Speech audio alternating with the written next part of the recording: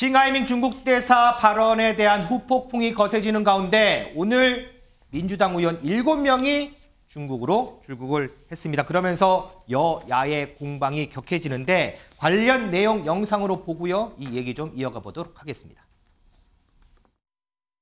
정무적 판단으로서 그렇게 고민하실 수가 있는데 이럴 때일수록 저희가 얘기를 했어요. 외교 활동을 더 해야 되는 거 아니냐. 이거 정무적 활동을 떠나서 그래서 외교 활동하러 온 것이고 당연히 정부에서 초청하면은 그 나라에서 되는 것도 우리나라도 그렇잖아요. 저희도 그 관례에 따라서 한 거죠.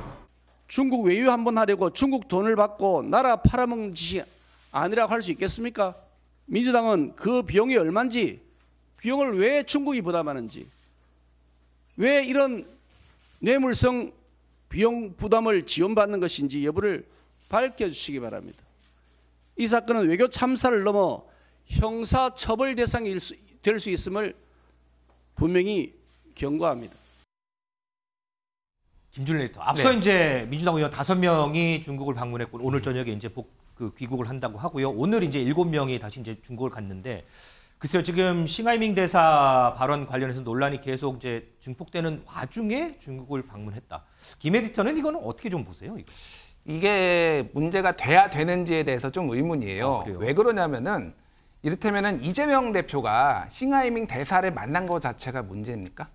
그러니까 제가 반문을 드리는 이유는 만난 것 자체는 문제가 아니에요. 싱하이밍이 무례하게 한국 정부에서 얘기를 하는데 거기에 대해서 제대로 대응을 못한 게 문제죠. 그렇죠. 만난 거 어느 나라 대사든 어느 나라도 외교는 할 수가 있는 거고 그런 거잖아요. 그러니까 민주당 의원이 가는 게 문제가 될 수는 없는 거죠. 이게 무슨 뭐 적성국가도 아니고 적성국가라고 하더라도 의원들끼리는 원래 교류를 합니다. 그러니까 이거 가는 것 자체를 문제 삼는 거는 조금 너무 과도하다. 지금 뭐 김기현 대표가 지금 뭐 돈 받고 나라 팔아먹는 짓이다. 그러니까 초청국이 부담해서 가는 건데 원래 나 초청국이 부담하는 일이 나 그쪽 초청하는 재단에서 부담하는 거는 원래 관례예요. 그러니까 외교상으로 관례입니다. 그거를 가지고 뭐라고 하면 안 되고 거기에서 만약에 문제되는 발언이 나왔는데 이거에 대해서 뭐 호응을 한다든지 그러면 그때 비판해도 되는 거예요. 이런 식으로 하면은 중국에 한국인이 얼마나 많이 살고 있는데 이런 식으로 한국에서 막 이렇게 여론전하고 정부 여당에서 공격하고 그러면은 얼마나 지금 우리 교민들이 좌불안석이겠습니까? 그러니까 해도 좀 너무 심하다. 좀 국내 정치에 이용하는 것도 좋은데 좀 적당히 좀 선을 지켜가면서 하면 좋겠습니다. 그런데 이제 이현정 의원, 지금 김준일 에디터는 가는 것 자체는 이제 문제가 된다고 하진 않았는데 그런데 이제 가서 뭐 중국 여러 기관들을 만나잖아요. 근데 중국 측이 하나같이 하나의 중국을 집중적으로 거론을 해요. 그러니까 야당을 이용을 해서 우리 정부를 압박하려는 의도가 아니냐, 자꾸 이제 이런 얘기도 나오거든요. 그렇죠. 그러니까 지금 의원 외교들은 뭐 충분히 할 수 있다고 봅니다. 자, 근데 왜 비공개로 했을까요? 이게 지금 일부 언론의 보도를 통해서 알려진 거거든요. 그러니까 가는 것도 몰랐습니다. 몰랐고 이게 이제 나중에 이제 공개가 되니까 이렇게 갔다라고 이제 밝혔잖아요. 좀 뒤늦게 알려졌죠. 그렇죠. 더군다나 이게 보통 의원 외교 같은 경우는 여야나 이게 국회 차원에서 진행되는 경우가 많습니다. 근데 이렇게 한 당에서만 이렇게 간다는 거, 이거 자체는 이제 아마 뭐 초청자 측에서 의도가 있겠죠. 더군다나 이제 이렇게 초청을 하게 되면 아무래도 그쪽에서는 자기들이 비용을 부담하니까 자기들이 유리한 이야기를 많이 할 거 아니겠습니까? 그렇기 때문에 원래 의원들을 갈 때는 여야가 함께 간다든지. 이번에도 뭐 국민의힘도 같이 가려고 했다. 국민의힘 의원들은 뭐 안 갔다는 얘기. 그거는 이제 이 5일날 먼저 5명 간 거. 간 거는 이제 이 민주당만 간 것이고, 요번에 7명 간 거는 원래 이제 국민의힘도 가려고 해도 국민의힘은 안 가고 이제 여기만 간 거죠. 자, 그런 측면에 있는 것이고, 또 하나는 예전에 윤석열 대통령이 미국에 국빈 방문한 적이 있습니다. 자, 그때는 여야 국회의원들 다 원래 국빈 방문하면 같이 가거든요. 그렇죠. 근데 민주당 안 갔습니다, 그때. 변재일 의원이 간다고 그랬다가 못 간다고 이야기를 했어요, 국회 일정 때문에. 자, 그런데 이 동맹 간의 관계 국빈 외교에는 안 가던 민주당이 지금 저렇게 지금 중국에 연이어서 지금 12명이나 지금 가는 거 아니겠습니까? 굉장히 큰 규모란 말이에요. 그렇다면 과연 이게 지금 균형이 맞느냐는 문제를 측면을 제기하는 거고, 또 하나는 이번에 오늘 가는 의원들 7명 같은 경우는 문화교류라고 해서 티벳을 가게 돼 있습니다. 근데 티벳이 여기가 조금의 분쟁이 있는 곳입니다. 뭐냐면 중국은 티벳이 자치구인데 자신들의 땅이라는 거고, 지금 달라이라마를 중심으로 해서 여기는 독립운동이 벌어지고 있는 것이고요.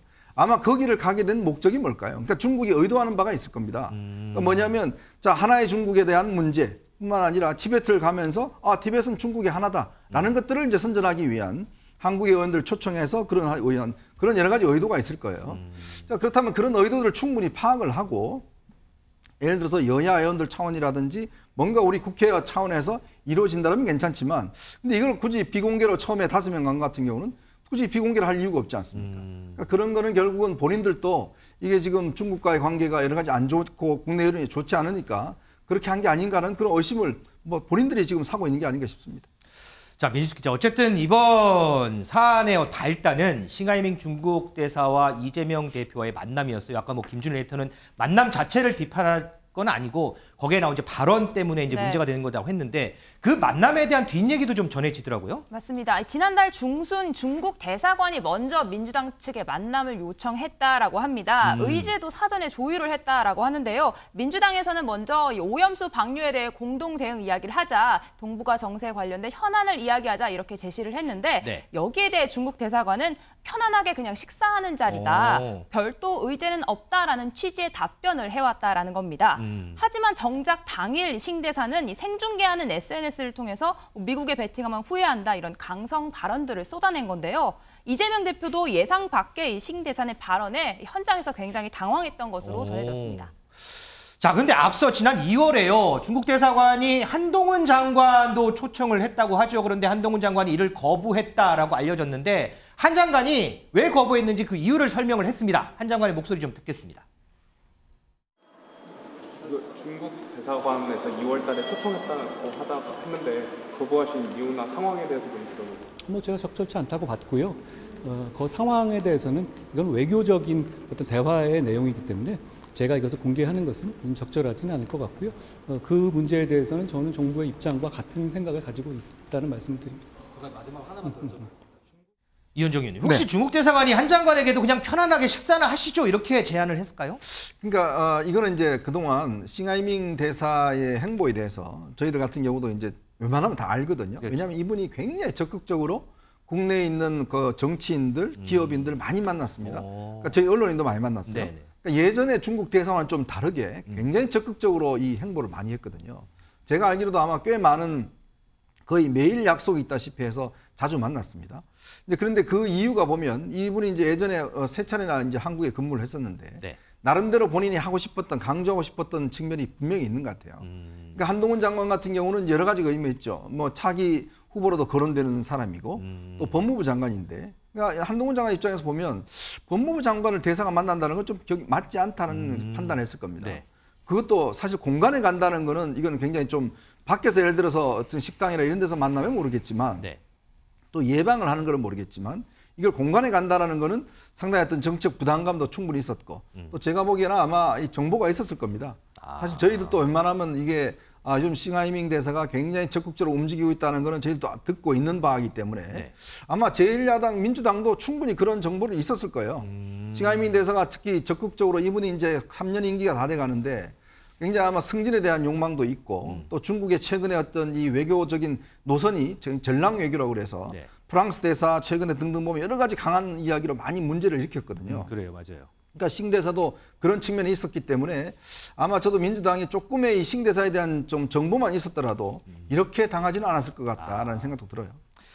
자, 이 싱 대사의 발언에 대해서 윤석열 대통령도 부적절하다고 비판을 한 바가 있었죠. 그런데 이를 두고 민주당의 한 의원은 이렇게 해석을 하기도 하더군요. 한번 들어볼까요?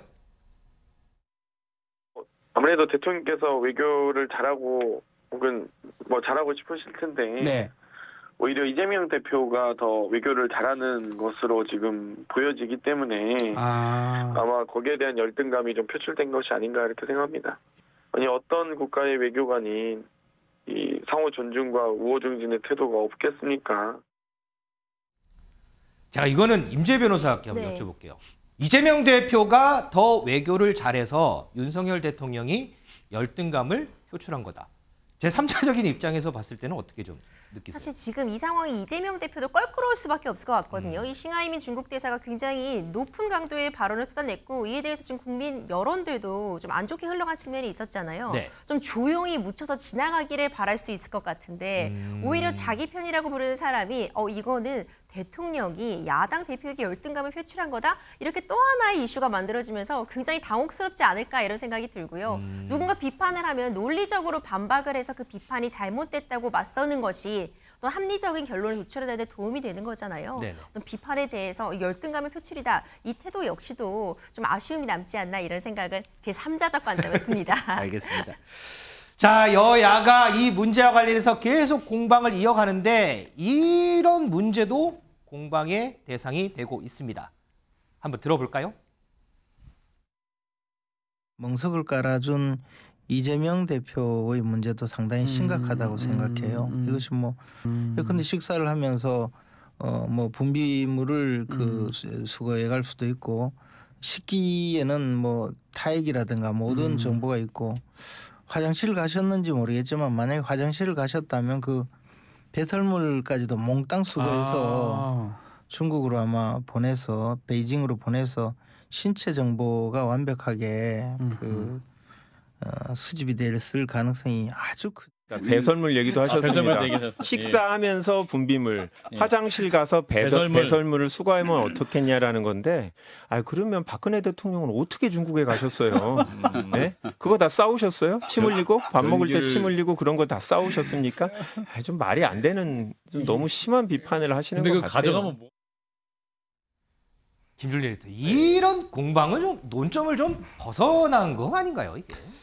그러니까 김재원 최고위원이 최근에 이제 당원권 정지된 다음에 반치광 뭐 링 바깥에서 반치광이 되겠다 기밀 얘기하면서 반치광도 좀 더러운 얘기는 좀 안 하셨으면 좋겠습니다. 예, 이게 왜냐면 뇌피셜이에요. 이게 가능성이 크다. 뭐 정보를 들은 것도 아니고 어쨌든 당원권 정지가 됐다고 하더라도 지금 최다 득표를 얻은 국민의힘 집권여당의 최고위원이잖아요. 이런 얘기를 굳이 이렇게 하셔야 되냐? 본인이 확인되지도 않은 거 이거는 모르겠습니다. 정광훈 유튜브에 가서 하시면 딱 맞을 얘기인 것 같고요. 그리고 뭐 김한규 의원도 뭐 이렇게 좀 반박을 하면서 얘기했는데 그냥 무시하는 게 딱 낫지 않나 그렇게 생각이 듭니다. 다만 요거는 있어요. 그러니까 2018년에 그러니까 북미 정상회담 때 싱가포르에서 열렸을 때 김정은이 본인의 건강 정보 뭐 이런 것들이 아픈 거를 조금 감추기 위해서 이동식 병기를 다 들고 가가지고 그걸 다 수거해 갔다 뭐 이런 게 있습니다. 그러니까 그런 걸 하지 않았느냐 그런 건데 좀 너무 많이 나갔다. 좀 눈살이 찌푸려집니다. 예. 알겠습니다. 자, 임재 변호사. 근데 이 문제가요. 지금 이제 국내 거주하는 외국인 투표권 문제까지 번지던데 그래서 여당이 상호 원칙주의에 따라서 투표권을 제한해야 된다 이렇게 주장을 해요. 이거는 좀 어떤 얘기예요, 근데? 네, 그렇습니다. 현재 이제 중국인 유권자가 우리나라에 10만 명 정도 있다고 지금 파악이 되고 있거든요. 네. 공직선거법에 따르면요, 영주 체류 자격을 얻고 3년이 된 외국인은 선거권을 갖습니다. 네. 그런데 모든 선거에 참여할 수 있는 것은 아니고 대선과 총선이 아니라 지방선거 때만 이제 투표권이 주어지게 되는데요. 우리 지역의 일꾼을 뽑는 지방선거만 투표를 할 수 있군요. 그렇죠. 그렇다면 이제 거주하고 있다는 것이 사실 지방선거에선 참여할 수 있다는 이유가 돼야 되는데 다만 영주권을 취득하고 나면은 이제 국내에 거주하지 않아도 투표권을 행사할 수 있는 그런 측면이 있어서 이 부분에는 또 계속 문제 제기가 되어 오고 있는 상황입니다. 자, 이 투표권 문제 과연 정치권에서 어떻게 좀 다뤄질지 이거 좀 관심 있게 좀 지켜보도록 하겠습니다.